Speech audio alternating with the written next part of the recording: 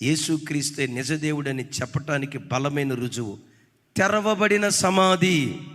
తెరవబడిన సమాధి. మహాత్ములు అనబడిన ప్రతి వారి సమాధులు మూతవేయబడే ఉన్నాయి. అబ్రహాం లింకన్ నేటికి ఆయన సమాధి మూతవేయబడే ఉంది. జాతిపిత మహాత్మా గాంధీ నేటి వరకు ఆయన సమాధి మూతవేయబడే ఉంది. భారత రాజ్యాంగ నిర్మాత ద గ్రేట్, ఆయన సమాధి నేటి వరకే నేటికి మూతవేయబడి ఉంది.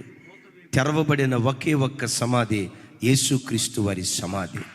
ఆయన నిజదేవుడు అని చెప్పడానికి ఎంతకంటే బలమైన రుజువేంటి అని అన్నాడంట. వెంటనే కుర్రోడు అన్నాడంట, ఏమంటే ఆయన సమాధి తెరవబడటానికి కారణం ఏంటి చెప్పండి అని అంటే, ఎందుకు మరణం ఆయన ఎదుట ఓడిపోయిందో తెలుసా?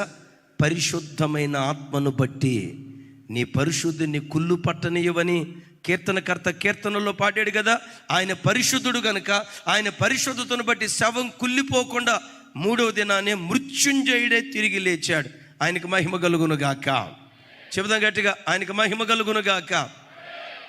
మన దేవుడు సమాధి చేయబడ్డాడు కానీ కుళ్ళిపోలేదు. పరిశుద్ధుడు గనక మరణాన్ని జయించి ఆయన తిరిగి లేచాడు.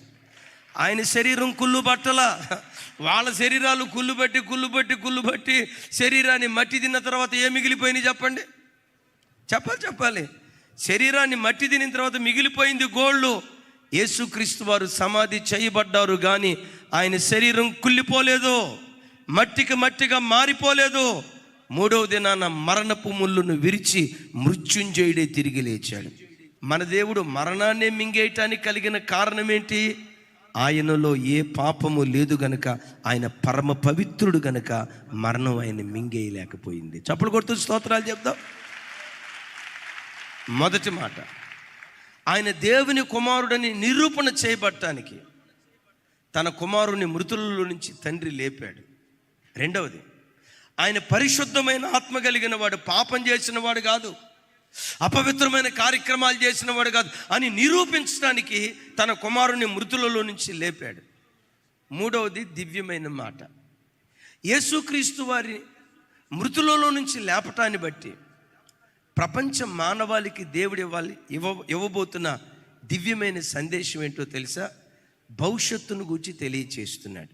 ఏంటో భవిష్యత్తు చూడండి. అపోస్తలుల కార్యాలు 17వ అధ్యాయం 31వ వచనం. నాతో కలిసి చెప్పండి. ఎందుకనగా తాను నియమించిన మనుషుని చేత నీతిని అనుసరించి భూలోకమునకు తీర్పు తీర్చబోయేడి ఒక దినమును నిర్ణయించి ఉన్నాడు. మృతులలో నుండి ఆయనను లేపినందున దీనిని నమ్ముటకు అందరికీ ఆధారము కలుగజేసి ఉన్నాడు. విలువైన మాటలు బిడ్డలారా. యేసుక్రీస్తు వారి పునరుద్ధానానికి ముందు మరణం తర్వాత మనిషి ఏమైపోతాడు ప్రజలకు అర్థం కాల, గందరగోళంలో ఉంది. కొంతమంది ఏమన్నారంటే మరణం అంటే ఏముందరా భయ్, ఇక మనిషి చనిపోయిన తర్వాత శరీరం ఏమో మట్టి, చనిపోయిన తర్వాత శరీరం మట్టికి మట్టి అయిపోతుంది, ప్రాణం ఉందంటే అది గాలి, ఊపిరి, గాలిలో కలిసిపోతుంది, ఇంతే మరణం అంటే అని కొందరు అభిప్రాయపడేవాళ్ళు. మరికొందరు ఏమని విశ్వసించేవాళ్ళు తెలుసా? మరణం తర్వాత పునరుద్ధానం ఉందని నమ్మేవాళ్ళు కాదు, పునర్జన్మ ఉందని నమ్మేవాళ్ళు. విన్నారా? పునర్జన్మ ఉందని నమ్మేవాళ్ళు. వాళ్ళు ఏమని నమ్మేవాళ్ళు అంటే, ఈ జన్మలో మనం పుణ్యం చేస్తే వచ్చే జన్మలో నందిగా పుడతాం, ఒకవేళ ఈ జన్మలో పాపం చేస్తే వచ్చే జన్మలో పందిలాగా పుడతాం. మరణం తర్వాత మనుషుడేమవుతాడు?